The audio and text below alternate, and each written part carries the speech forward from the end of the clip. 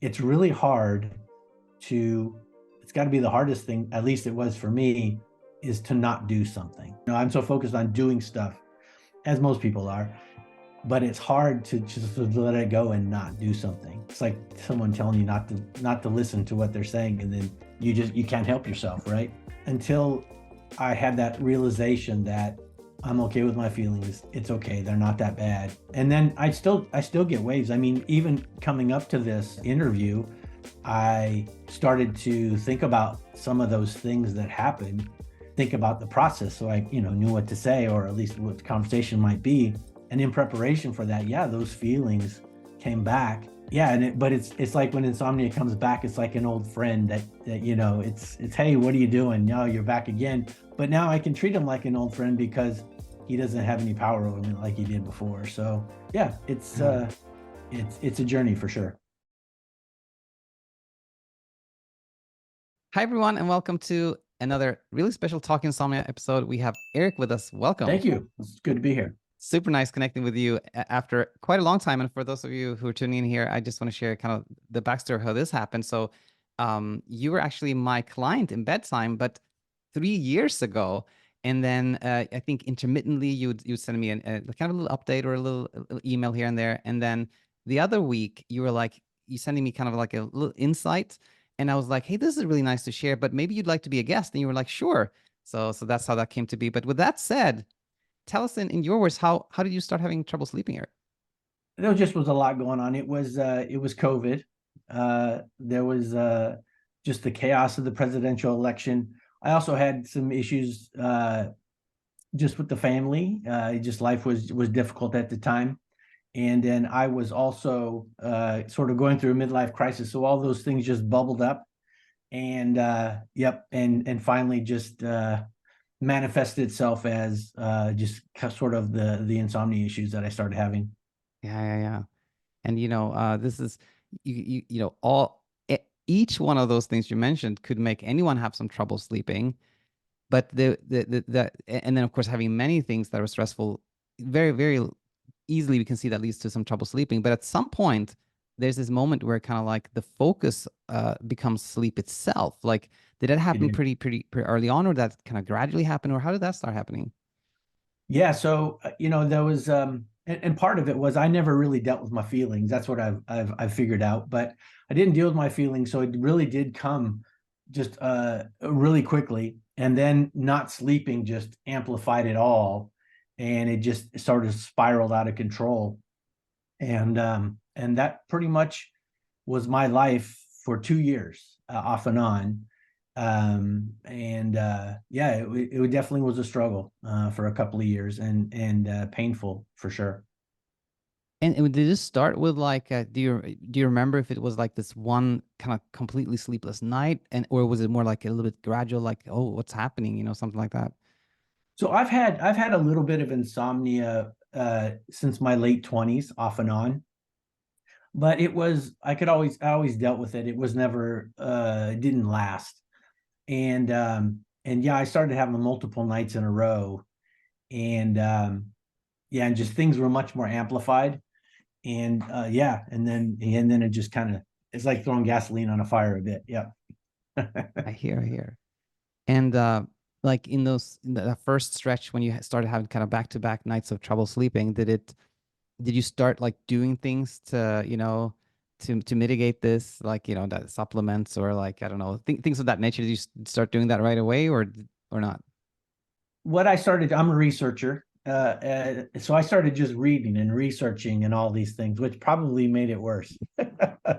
And that was what I was doing. But yeah, I think I was over the 2 year process. Yeah, I went through all of the supplements, all of the sleep routines, everything. Went through all of it.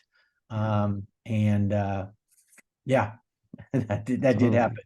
But you started kind of going down this research path, and you know, it's there is helpful information out there, There is. etc. But it's really usually hard to find. What do you remember? What you started finding as you started researching it? Yeah, that at the time there wasn't a lot out there. There's much more out there now. At the time, there were a few books And that was probably one of the most beneficial things, was just learning the truth about sleep and a lot of the myths or a lot of perceptions that I had that were incorrect.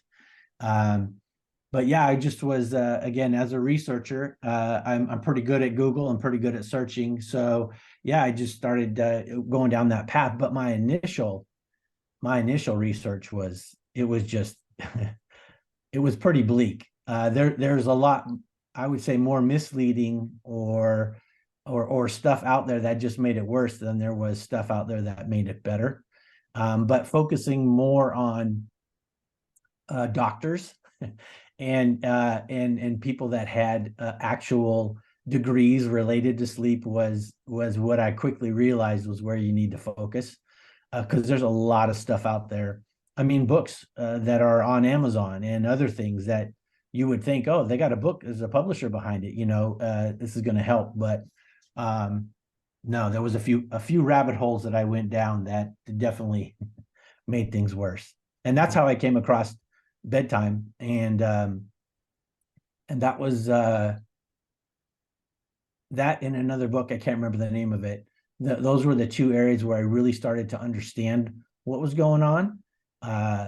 And it started to help me. And I did get over it after a few months of that initial, but then it popped back up later on because I wasn't dealing with my feelings. And so when things got bad again, then the insomnia would come back.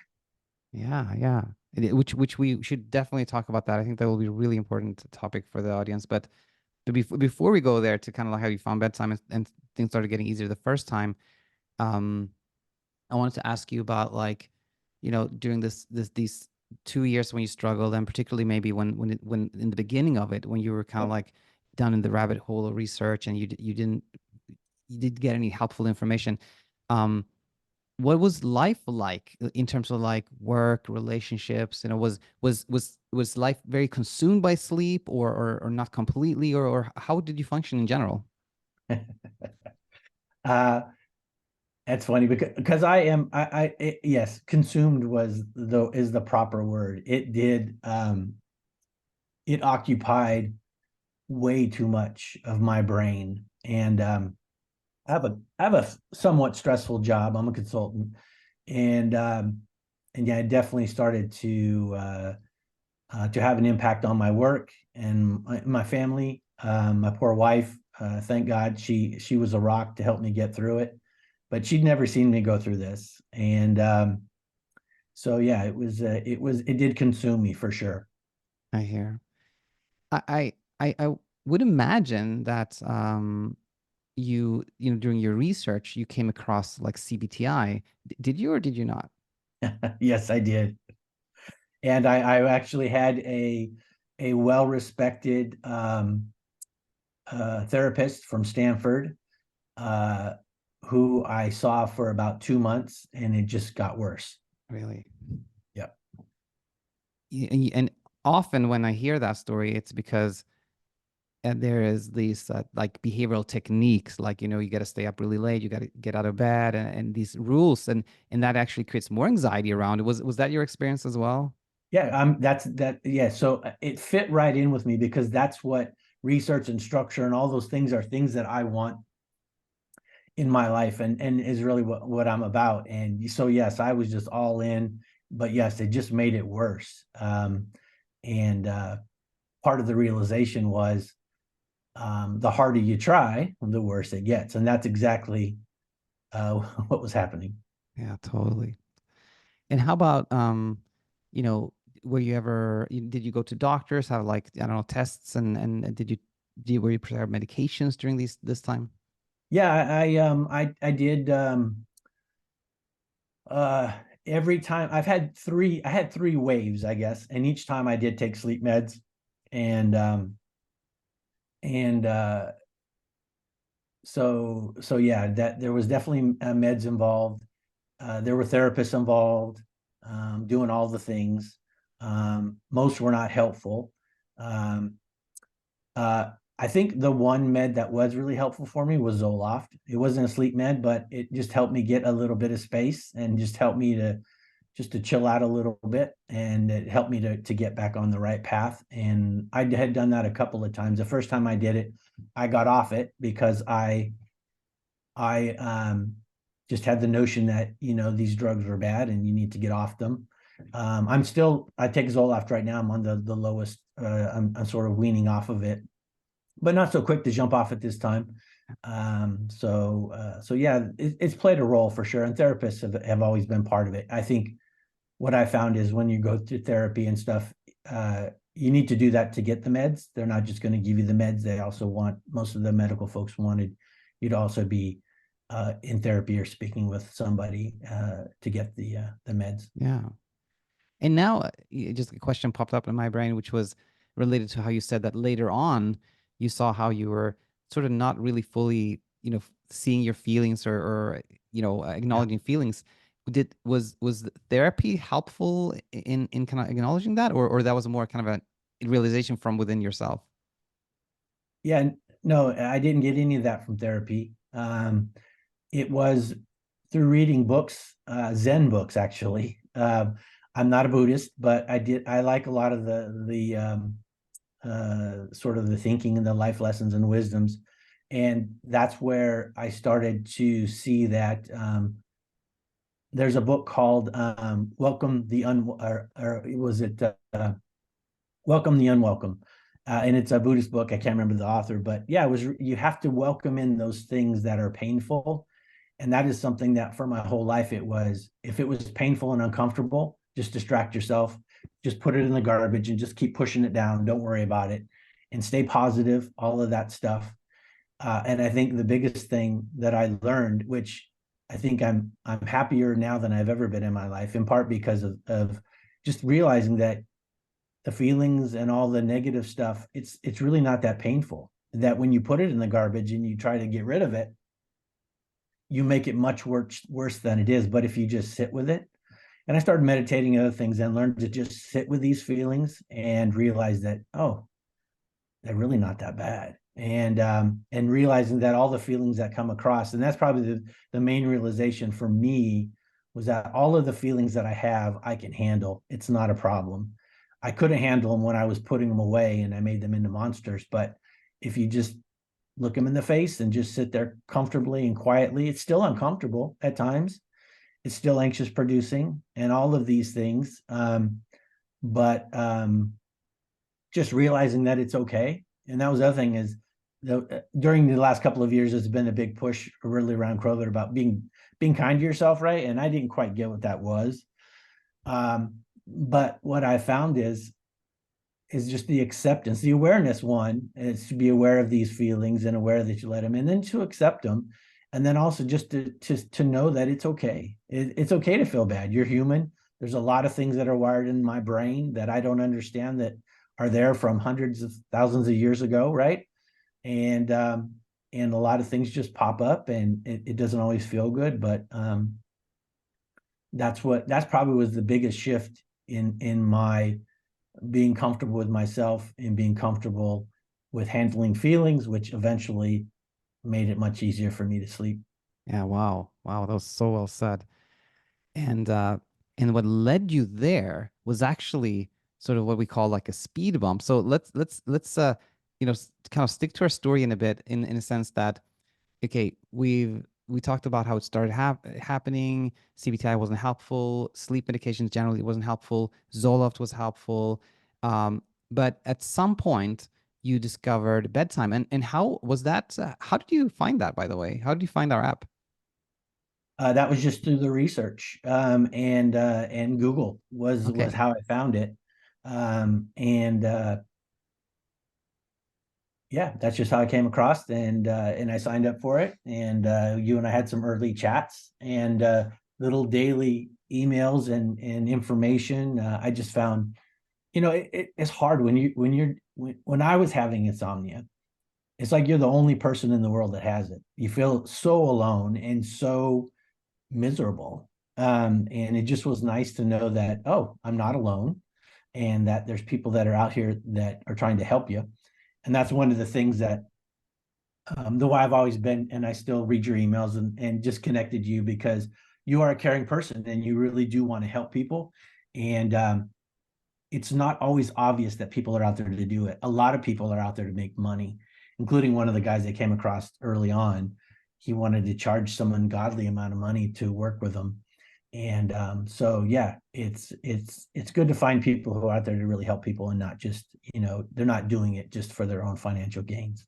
Yeah. No, yeah, I think our space, our like the coaching space is a very kind of like very young. So it's a little bit of the Wild West. You find people who are, you know, yeah, I don't want to be judgmental, but maybe take advantage of the fact that there is like it's kind of a young and emerging space, and Yeah. hopefully everybody senses that us in the school we really care and want to help. But Yep. I wanted to ask you, did you at that point when you find BedTyme, did you also find like the YouTube channel and the kind of YouTube chat community, or not really? Not at that time, no. And that was, I don't know how much of your content was out there back in, again, early Much less, but there was 2021. some, yeah. There was some, yeah, I didn't really go too much to YouTube at the time. Again, I was focused more on medical books and doctors, and I wanted, and that's one reason I was connected to you also. And so, yeah, I kind of wanted to stay away from YouTube, because yeah, just the social media kind of gets out of control Yeah, pretty easily. that's a rabbit hole often. But do you remember? I mean, it was a while back, but maybe you do remember things that you learned in kind of the BedTyme modules, or talking to me that were kind of like aha moments or eye opening. Do Mhm. you remember anything like that? Yeah, I mean, it is interesting because you do learn things, but your brain doesn't internalize them or get them. So I think the early things that really helped me get through the first wave that I had was that you don't need 8 or 9 hours of sleep, right? And that was one thing that I went, oh yeah, I have insomnia, but I'm actually doing all right. I'm still doing my job, again, stressful job. And, for the most part, things were kind of moving along. And that was kind of the big aha for me, and the biggest piece of knowledge that helped me to get through that first wave Yeah, yeah, yeah. was, you don't need a lot of sleep and you still can function, and, just help to reduce the worry a little bit that, my world wasn't coming to an end, which in my head it was, Yeah. that you can get through this. Yeah, that's a big one. When so much pressure comes from thinking, "Hey, I need to sleep this much for health reasons, or I need to sleep this much for like to function," and we say like, "Oh, that's not actually the case." Pressure comes down, sleep happens easier, and so after these kind of 2 years of difficulty sleeping, you finding BedTyme, you're finding some helpful support. Things Yep. get easier, but that was the first wave, right? Mhm. And then did you? I'm guessing you graduated from BedTyme, and then what happened? There was a second wave then? Yeah. So probably about 6 months later, yeah, it just came back, and obviously you think you're done with it, and again, things got stressful, and I had a few more nights of not sleeping, and I go, oh, it's getting out of control again, and it was worse. This was the second wave, was probably the worst wave, and yeah, I was just like, I don't understand. I don't know why this is happening, and and I knew I had read your book and done a lot of things, but at the time there was no space between my internal voice and reality. So what was happening in my head was what I thought was real, and that's something that the Zen book sort of talked about, is that you're aware of your internal voice. It is separate from your conscious, and you don't, again, there was no space for me. So all of those things that are put in your brain to keep you safe, right, to alert you of all of these things. So I was constantly living in fight or flight all the time, and then started to realize that there is a little bit of space there, that it's just an alert, it's just a red flag, but you have the ability to say, okay, I should run or I shouldn't. And instead of being in fight or flight all the time, you want to be sort of in the middle, right? You want to live in the middle. And that's kind of what the Zen books taught me, and what I started working on through meditation, is just accepting things, including my feelings, and just sitting with things, and not always being, fighting or fearing something. Yeah, yeah, very nicely said. And I was thinking, just to contextualize this for our audience, which you said so nicely, we can, I'm sure, you probably have thoughts, you have probably had thoughts in the second wave, like, something's wrong with me. Why am I not sleeping? I'm not going to sleep Yeah. tonight. And if you think like something is wrong with me, and we automatically think like, okay, just because I have this thought, it means it is true, then we're Right. automatically going to kind of get into this struggle with it, like, oh, something's wrong with me, I have to do something, right? But when we have the same with some awareness, you can be like, you have the same thought occurs, like something is wrong, and then we're like, okay, that was a thought that said something is wrong, but maybe it doesn't mean anything, something like that, right? Yeah, yeah. And that was another huge, and that was something that I probably got out of the second wave or third wave, probably was the third wave, was that space. And to realize that I do have some control over it. And I did read about it, and I still did it still took me a while to get there. And that was the other thing, is I thought there was always this quick fix, that the insomnia was going to go away for me. And it may be for some, but for me, I had to work at it, and meditation and exercise, and Zoloft were probably the big three things Yeah. that slowly helped me to internalize and put a little space between my inner voice. Talk about the inmates running the asylum, the inner voice, and in my conscious, and realizing that, hey, I do have some control here. I can manage this. But again, you have to be aware of it, and you have to accept it. And that's kind of the work that I had to do over a few months. The third wave, probably, after a month or two, it was like, and then I finally started to get your point about, you cannot control sleep. You have no, and I always came back to that, um, the thing of the monkey holding the banana. He can't get, he won't let go of the banana, and he gets caught. And I finally realized that I could let go of the banana. I could realize that there's nothing that I can do. And then to really, like you mentioned, and you have to really believe it, right? And you have to internalize it. And again, it took a long time for me to get there. When I first read it, I read it, and intellectually, okay, I get that, but it just didn't internalize in my mind and in my heart, until I had to work through it over a series of months. Yeah, yeah. As you were saying this, I was thinking of how sometimes it's almost like the waves are needed. It's almost like the wave is when we start trying to control sleep again, and then Yep. it's painful because we then have trouble sleeping. We get into this struggle, and then, but that seeing that it was the attempt to have control that led us into struggle can kind of internalize the kind of like we can have this experiential learning where we understand this, and then we go like, okay, I don't want to even try to control it. Right. So those waves can be kind of teachers, right? Yeah. And there's a little bit of a, I don't know, I don't want to call it a trap, but there's a thing where, when you don't know, and when you don't understand, that you expect it to come from the external world, that, that I'm going to get relief, but really you have to go through it. You have to go through this path, and you have to do it yourself. Even with all of the great knowledge and help that you're getting out there, you still have to work with that. It's really kind of a tool to help you figure it out yourself. But in the end, for me, I had to figure it out myself. And like I said, it did take a while. Yeah, no, well said. And thanks for sharing this. And I had a question for you. Did you sign back up to BedTyme the second Yeah. wave? You did, right? Yeah, I Yeah. Yeah. remember that. Yeah. Yeah. Yeah. I think I probably was off and on maybe two or three times, Right. coming in and out. And it was a comfort for me just to go back and kind of go over the same stuff that I'd been over before. As you're just trying to navigate what's going on and make sense of it.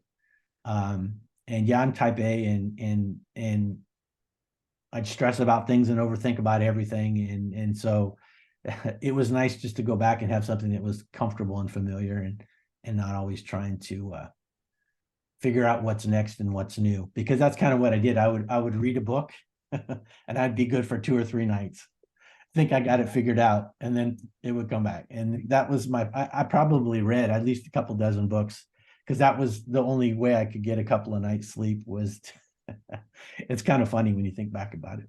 In a way, yeah, I'm also smiling because it can be so many different things that act in the same way. For somebody's like, I'm trying a new supplement, or it worked for 3 days, or like I'm trying Yeah. a new gadget, it worked for 3 days, or even a book. Like anything that we do with that intent, it can like Yep. give us this a kind of temporary relief, but Yep. you know, The stories we tell ourselves. yeah, it's always that. Um, all right, now I wanted to ask you, the third wave, like how long ago was that? That was about a year ago. Okay, about a year Yep. ago. And Yep. since then, have you had kind of little speed bumps or not really? Things have been pretty easy. There's been little speed bumps, but they're getting smaller and smaller. And it does really, they get smaller because I'm more and more confident with my ability to deal with my emotions and the realization, around the not being able to do much about sleep and being comfortable with it and being okay with it. I mean, it's really hard to, it's got to be the hardest thing, at least it was for me, is to not do something. I'm so focused on doing stuff, as most people are, but it's hard to just let it go and not do something. It's like someone telling you not to listen to what they're saying, and then you can't help yourself, right? Right. And until I had that realization that I'm okay with my feelings, it's okay, they're not that bad. And then I still get waves. I mean, even coming up to this interview, I started to think about some of those things that happened, and think about the process. So I, knew what to say, or at least what the conversation might be. And in preparation for that, yeah, those feelings came back. Um, and Yeah, but it's like when insomnia comes back, it's like an old friend that it's hey, what are you doing? No, you're back again. But now I can treat him like an old friend because he doesn't have any power over me like he did before. So um yeah, Yeah. it's a journey for sure. I actually just have two more questions for you. And one is actually three. There's one question that I have made a mental note for myself to ask everyone actually going forward because it's such a common one. Um, did you ever during this journey think something along the lines of like, things are not going to work out for me. I'm that one person who's not going to get through this, something like that. Oh yeah, multiple times. That happened, every wave, that did happen. Yeah. Um, that I'm special, and there's something going on, and it's just not going to work. And I had some mental illness issues for sure as a result of it. I had some depression and some anxiety that I had to work through, and some dark times, um, as I had to deal with a lot of those thoughts and a lot of those feelings. Yeah. Thanks for sharing that. And I asked that because so many people ask me, "Hi, Daniel." Like, I think really my case is different. So I'm making a mental point of kind of asking everybody going forward about this to illustrate that truly everyone who's been on this channel and share their story at some point really thought that, and that Yeah. didn't keep that person from leaving the struggle. Now, the Yep. other question I had for you were, if you could go back in time and tell yourself something when you started really having a struggle with sleep, what would you tell yourself? Again, it would come back to the feelings that, just sit with things. Just, it's okay. It's okay what you're feeling. It's normal. You're a human being. There's a lot of things going on in your brain. And again, it's with sitting with them, and then they don't spiral out of control. They still happen. You still get all the anxiety, still get all these things, but I didn't hold on to them. I was holding on to them, and fighting them, and struggling with them, and those just perpetuate them and actually cause them to cycle and even get worse. Yeah, so well said. And finally, you've already touched upon this, but I think it's one that really helps to talk about, and it is the question of um, the like learning from the struggle with sleep. Has that been helpful in other areas of life? Yeah, I mean, again, getting back to the accepting what's happening, and not, putting it in the garbage and pushing it down. And it's not about being positive. It's not about, I mean, at times you need to be positive, but that the truth, and it is actually a study on happiness that I did come across that said people that are happy, it's not because they're more happy, it's that they accept the tough parts of the of life, right? The more accepting of that, and that's really what sort of set them apart from others. And that is probably the big takeaway for me, Yeah, is, yeah. just that acceptance. That's really big. And you know, just something that randomly came up in my head as we were talking here. I'm curious about your thoughts on this one. I think of it as like happiness is kind of like the feeling we get when we, I don't know, open a present and we're like, oh, that was so nice. Kind of, Right, it's almost like a brief like dopamine hit. Like that's happiness, right? But right. and it's not something that's meant to be like sustained. So when people say like I'm generally a happy person, what I think that they mean is more like they have like peace of mind, which is like neither a strong happy emotion, neither a strong kind of like unpleasant emotions, kind of like more like an absence of strong emotion. It leads to kind Yeah. of peace of mind. So, do you see it like that too? Yeah, I mean, that was when we talked about the fight or flight that I was always in, right? It is that middle ground, that I think is where, um, and happiness is the wrong word. I don't know. It's maybe just being content, or just, Yeah. willing to be. That is where, for me, that's where that peace does come. And again, you can't force yourself to get there. You have to let it happen. And how do you let it happen? That's the tough part.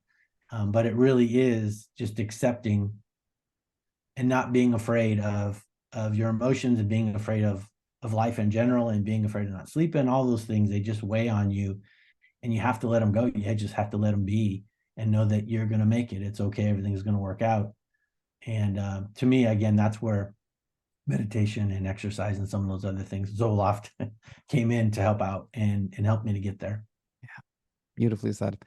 Let's conclude there. It was really, really nice having you on. You shared some real nuggets for the community. So thanks so much, Eric. Sure, my pleasure.